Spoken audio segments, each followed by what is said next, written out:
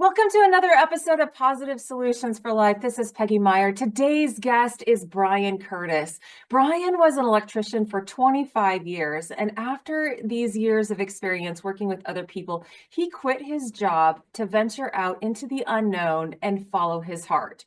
After months and years of creating and receiving, he learned that the process was leading to a reconciliation with the self. He has dedicated his life to helping people understand how to heal the heart by unlocking their heart's true potential, building meaningful, authentic relationships, and living a life of confidence and fulfillment.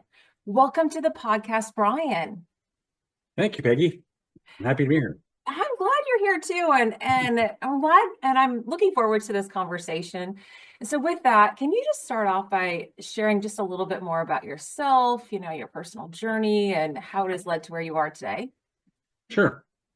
So, like you said in the intro, I worked as an electrician for 25 years. And so I worked in public and private entities, mostly private in the beginning as a construction electrician. And then I worked for a public utility for 10 years. And when you work in larger and larger organizations, it gets harder and harder to connect with people. Uh, Jobs get temporary and you don't work with people in the same way in a lot of different ways, and conflicts arise, and you try and stay out of it as much as possible. And we don't realize it, but when we spend half the time with somebody, especially when we're spending the same time, those are family to us. Mhm. And so you try to create family at work, but if your work environment is preventing you from trying to create that family, there's always this dysfunction, right? Mhm. So, I mean, that was one of the leading causes of me leaving work, is because I saw so many conflicts arise. And then I saw sometimes terrible accidents at work that happened where people were put in the hospital because conflicts arose and people stopped communicating. And I witnessed a big breaker explosion where some of my best friends were hurt pretty badly, and spent, a couple months in a burn unit. Mhm. So seeing all that stuff and then seeing the after effects of that, where uh, people had a tendency to just point fingers at each other because it's a business, it's a public entity. So whenever there's an accident, people worry about liability Yeah. instead of just picking each other up and supporting one another. They try and do that. We try to do that as family, but if the way the business is structured doesn't allow you to do that, there's always the conflicts never stop, right? Wow. But those conflicts just escalate. And so, that was my main reason for leaving. How can I teach the business community and teach, people in general how to work together in a healthier way, Mhm. Mhm. how to, treat each other, and because our hearts want to grow closer together. Mhm. That's Yeah. the natural state of our heart. And when we focus too much on the external and, the thing, how much money we're making or how much money we're not making, or trying to compare ourselves to each other in any way, it always creates this block of us growing closer together. And so um, that's basically been my journey. And, I started by writing a book and trying to partner with other software companies to decentralize decision making. So as a group, we could make decisions as a group together Mhm. and create things together. So that has been my journey to date. Well, I mean, that's just really intriguing because, we all want to connect with others. And, we spend a third or more of our time at work. And if we can't connect with the people around us, that causes that disconnect. And then the conflicts arise. And if the structure is not there, like you're saying, it's hard to live a third to a half of our lives disconnected. And Yeah, then I feel like that could almost carry over into home life after work. it does. Invariably, right? Because I'm not you fall into self-care, because Mhm. if your work environment's so conflicted, you go home and it's all about self-care. And so it's harder to help. It can be harder to help your kids who Mhm. might be dealing with other kids at school that are confronted with the same problems that their parents are going through in their work environments. So those kids are suffering from a disconnect at home that's resulting from it. To me, this is all long-term generational trauma, I think, that we see in society that is Mhm. slowly kind of coming to the surface. If you look at it like a growing organism that's becoming more aware of what it's not doing for itself, you know, so many coaches and consultants out there teach self-care because, you really have to learn to take care of yourself and Mhm. get in the right state of mind and body, above everything else. Uh, Right. Whatever is going on out there, make sure that you're in the right state, because if you're not in the right state when you're with your friends and family, then they're going to want to spend less time with you. Yeah. Right. I think we've all witnessed that, or at least from my end. I mean, I know when I'm in that crabby mood, like no one wants to be around me. And sometimes I don't even want to be around myself. So Yeah. how are we connecting with others? We don't even connect with ourselves. And I Yeah. think that's a true thing, like, you mentioned is like, how do you connect with your own self? Self-care is sometimes, this I want to say external things, but it's also internal. But I think more times than not, we think of sleeping or exercise or eating well, but self-care is taking care of what's going on inside our heart and our soul and our spirit. Can you touch on that a little bit?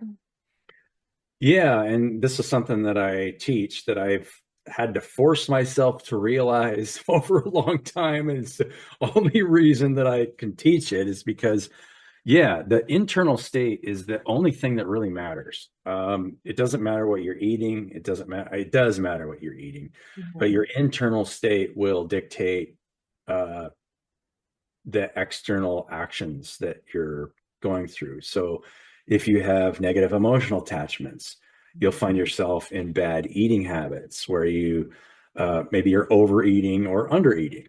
You're not kind of you don't you're not feeling your body the way your body wants to naturally Mhm.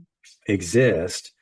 And it's usually comes from fears of what might happen tomorrow, regrets of what happened yesterday, or even negative, views of yourself because of maybe what you have or haven't done, all Mhm. these false perceptions that we have of ourselves. And we unconsciously will project those onto other people, Mhm. not even realizing it a lot of times, saying, hey, you should do this or you should do that, instead of just taking the time to really it comes down to meditation practices. I think yoga is a really good meditation practice because it helps moves energy in the body Mhm. and quiet the mind.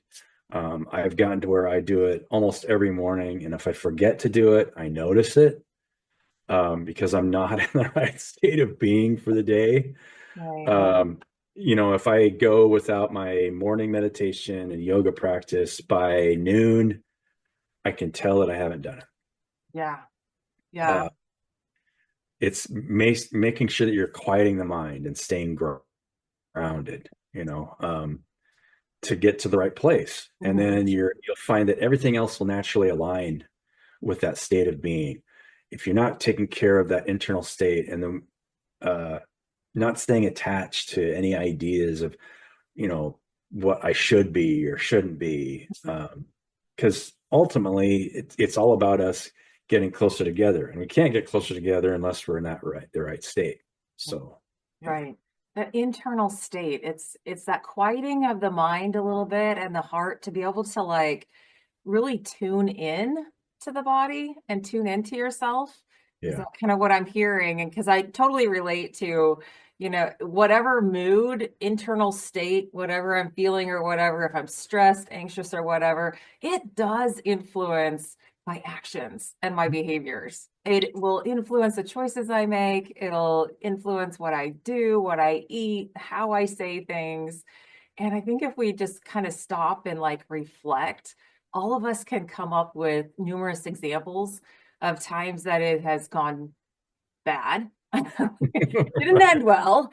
And other times where it's like, oh wow, that worked out well. How did that happen? But we don't reflect very much. yeah. The hardest part is, and this is the journey that everybody has to go through, is to make sure that you are compassionate for yourself and don't beat up on yourself when you don't meet those goals. Let's say, if I don't do the things that I feel like I need to do, and let's say I spend a whole week where I'm in kind of a negative state and I'm eating too much, and then, it can be too easy at the end of that to just beat yourself up over it instead of Sure. just let's just reset. I need to constantly reset daily and forget about these stupid things that I was doing in the past that I was causing myself harm and just let it go. Yeah. Letting things go is one of the most difficult things. We constantly try to bring things up from the past, Mhm. not realizing that that's what creates continues to create that negative state of being. Yeah. Yeah, just that, we carry around those negativity things like in this backpack. And, it could be all, we're carrying around, but, we're just tossing them back, and they get heavy after a while, but we need to like open it up and release and let go of all of that on a daily basis, sometimes more often than not, but oftentimes we carry it around all week. And but to be compassionate about ourselves, that is really key because we do tend to beat ourselves up. Now, I know talking as a female, I know for sure that we do that. I don't know about you guys out there. I know you do, but I mean, Everybody does. Yeah. everybody does. And it's so hard to like, oh, and then just like throw in the towel and give it up. And like I've been on this, negative journey for the 3 days, so you know, why stop now? But we have to remember why we need to and how it feels when we're feeling good. Do you Yeah. think people just don't know how to feel good anymore? Yeah, I mean, that's the thing is you're always looking for something out there to make me feel good, right? Whether it's oh, I need to go to this place. I got to go to my happy place. Well, until you can find that happy place within, no matter where you're at, that external place is just not going to do it for you. It might temporarily be, oh God, I'm so glad I'm here. But then once you're there, after 20, 30 minutes, then you'll find yourself falling into the same patterns that you did when you were at home or wherever, because it's just that internal state that all of us need to, maintain. It's something that I have had to personally deal with because I always looked at, well, even the project that I'm doing, that the decentralized decision making. Mhm. Um, I always thought getting people connected in the right way so they can make decisions together would help fix things. But if all those people haven't done what we're talking about here, then they're just going to be fighting. They'll never come to an agreement on anything, and it's just going to be a toxic environment no matter what you do. So, um, yeah, I mean, this has been my prime. I found out that this is my primary focus, and it's Mhm. led me to understand why so many people are doing what they're doing, and people following that healing journey, Yeah. and people fall into different healing journeys in different ways. Mhm. We see Reiki healers out there, we see other people, but ultimately it's a personal journey. Mhm. You can temporarily try to help somebody with their temporary state of mind from the outside, but unless they're doing the work for themselves, it doesn't matter what you do, right? Mhm. And that's so educating is so important, where you can educate people on, hey, this is what you need to do for yourself. This Right. is how you need to show up for yourself, and this is how it should um, manifest in your external world, where you're creating these equal give and take relationships and you're valuing each other equally. You're respecting yourself, but you're also respecting other people and you're having compassion for them no matter Mhm. what they're going through, because you have been through that. So, and maybe are still even still currently going through it. We healing is a long process that happens over time, for sure. Yeah. And I think the key is kind of what you said is you first have to start by being open to like healing yourself. Because I mean, I was a therapist for over 20 years, and you don't know how many times people just come into your office and go to fix me. Like, Right. and I'm like, are you willing to? Like, because the door's only open so far, and there's just a slight chance that I can able to do that, but it's a bigger chance if you're open to wanting to heal and really dig in and do the work of internalizing some of the things that we're talking about. So it's really true. It's like it's a difficult journey, I think, for some people, and that it's kind of scary for some people to even think about looking back over their life and taking responsibility for their the majority of the issue. Like, I mean, it sounds bad, but Yeah. like it is, right? Yeah. I mean, we are all like, when we are blaming others or we're complaining about something, I find it's really something that they don't like about themselves. Yeah. And they're just externalizing it that way without having to really internalize it. There's a weird dichotomy there, right? Because you have to forgive yourself and let it go, but at the same time, you have to take responsibility for yourself and make sure that you're doing the things that you need to do so that you can let it go. Because if Mhm. you, there's a, it's a constant battle of the mind where you have to let the past go and let it go to rest, but then at the same time taking responsibility for changing the way what kind of habits you're doing Mhm. and what you're focusing on. And I think that's a really, it's a shift definitely in the mindset of like letting it go. And I want to say the letting go of the emotional attachment to it so Mhm. that we can kind of more deep down kind of figure it out, because the emotions are always riding on the surface, it seems like. And so if you let go of the emotional attachment to something, then I wonder how you can open the doors to really getting the lesson or what you need to learn from it so that you can heal it for long term Yeah, instead of just that's today. a really good point. And the emotion, like this is something that I witnessed in that accident that I referenced earlier, is I saw a lot of people that were combative, blaming each other for everything, right, trying to control everybody else but themselves, and which led to that accident. But what they found was, in the end, they realized that they actually cared more about each other after the accident, and that none of that stuff really mattered. So Mhm.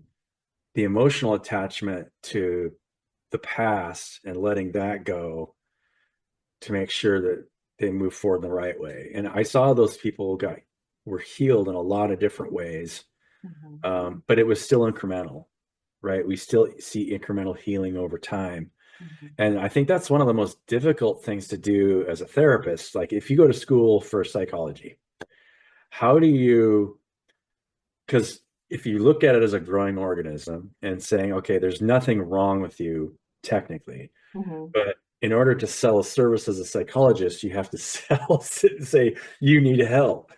Right, right. So how do you balance that, right? It's very difficult because you can't say well, there's nothing wrong with you. You're just going through a process, but at the same time, selling that service of saying that you need my help. So that's one of the most difficult things that really, Mhm. I think, especially in sales, right? Yeah, yeah. Um, and I'm sure it probably is maybe even part of the reason that maybe moved you into podcasting. I'm not sure. I don't know Well, about your journey. it is a little bit. I mean, if you want to, because for me, at least for me, therapy it was good. I loved working with individuals, but yet I wanted to reach a bigger type audience, more people. I mean, I felt like I was just kind of saying the same things, to the same people, the same issues people were working on. You need to, like, look in, take responsibility, make some different choices,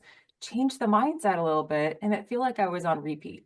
So here it was like, okay, and I was getting kind of picky who I wanted to work with, Right. just to be honest, you know, Yeah. not everybody relates to me and I don't relate to everybody.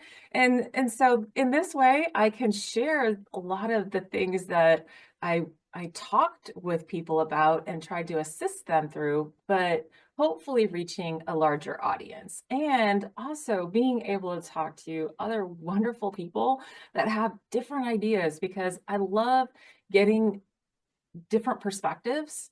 And I think that's what we need to be open because we don't want to shove just one way down somebody's throat because it's not for everybody. Yeah. And there's a lot of different healing people out there, you know, in all aspects. If you go Western medicine, Eastern medicine, and some of it works for some people and some of it doesn't, but it's just giving the people opportunity to hear something different and to maybe get a different perspective to be open to something else. Right. Yeah, there's so many healing modalities, Qigong, versus yoga, or, I don't know if that's how you pronounce it, Qigong, but, it's just basically just moving energy in the body, walking in the body, and it always comes down to quieting your mind. And Mhm, you'll know, and I think this is universal, when you sit down in one place and turn everything off, make sure there's no distractions. Um, if you can't immediately come to a place of rest in your mind and just be, there's always some kind of internal dialogue that will give you clues as to what is your emotional attachment that maybe you need to work on. mhm, And I think in a lot of ways, fasting really helps in this avenue. Meditation and fasting both, just the quiet meditation, mhm, you can call it transcendental meditation or whatever, and fasting forces you to deal with the constant attachment of needing to put some to constantly feed yourself. mhm. Yep. Yeah. Because I mean, most people, unless you're diabetic, can do a 3-day water fast. Mhm. If you do a 3-day water fast, I guarantee, and you haven't done it recently, or I guarantee you'll deal with some kind of emotional attachment. There's no way around it. Because you'll be like, God, I really want that. It's just, but if you sit down and quiet the mind, usually you'll find it's an attachment to something else other than food, Mhm. Yeah. um, that you're trying to keep yourself busy with that you can't confront. So, It's an eye-opening experience because I've done that. I've done that 3-day water fast probably, oh, it was probably a few months ago. I had a guest on that was talking about it or I was listening to his podcast and he was talking about that. So I tried it. And it is very interesting um, to observe yourself during that time yeah, about how you rely on food for different reasons and how just mindless it is to yeah, pick up something or go through something and just see something and that constant need to stuff ourselves with something. And it's very interesting, if you can do it, try it because and observe, just keep a journal of, your what you go observations. through internally, right? Could be just, it's amazing. It's eye-opening, It is. because you're focused on something else. You're focused on yourself and how you're reacting to the world. And there's a lot of emotions that come through there and a Yeah. lot of brain things. The last time I did, well, one of them, I've done one more recently, but one of the first times I did it, I remember it was maybe the night of the second day, I ended up just going through just breakdown in tears, bawling, just because I remember I just realized that I was externalizing the way I was looking at everybody else, right? It was so many judgments that I had of myself. I was judging of the business community and different things in a different way. And I just thought, man, after I let all that stuff go, I woke up the next morning. I felt so good. I had so much energy because Yeah. you don't realize it, but you're actually releasing that negative energy, and it's a Mhm. natural process. That's why it can become too hard, too easy to get down on ourselves, temporarily when we're going through things. But then you'll go through blockages and Mhm. release things, and then you realize it was just part of a process. And we're all kind of like growing plants in a lot of ways. you know. Well, then my plants must be flourishing because they go through a water fast a lot. Like they go the drought drown cycle. But I think what you bring up is this like a lot of times when we, food, when we stuff ourselves with other things, it can be food, it can be external things, it could be social media, could be, binge watching movies, whatever. When we're trying to constantly like bring in things, like we don't have time to quiet the mind. Our body is trying to release what you're putting into it, but it doesn't have enough time. And it takes practice. It's not Yeah. easy. When you talk about, oh, we just need to quiet our mind, I'm like, man, that's hard. I don't know. I'm sorry, but I sit down and especially it's like in the morning and I'm like wanting to do this little meditation before getting out of bed. And half the time, I mean, you have to practice it more often and this will go away. But initially, if I haven't done it for a while, it's just like my brain is like going all over about the things that I need to do that day or this week or, whatever.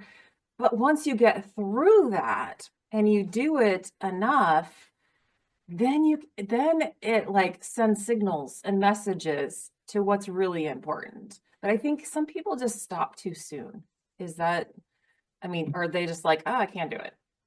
Yeah, or you have a big breakthrough, and it was like, oh God, I feel so good. I'm gonna go stuff myself. Oh yeah, yeah, exactly. I have to do it. I have to figure out a different way to come off of a 3-day fast. I noticed the last time it was just like, oh, I'm done.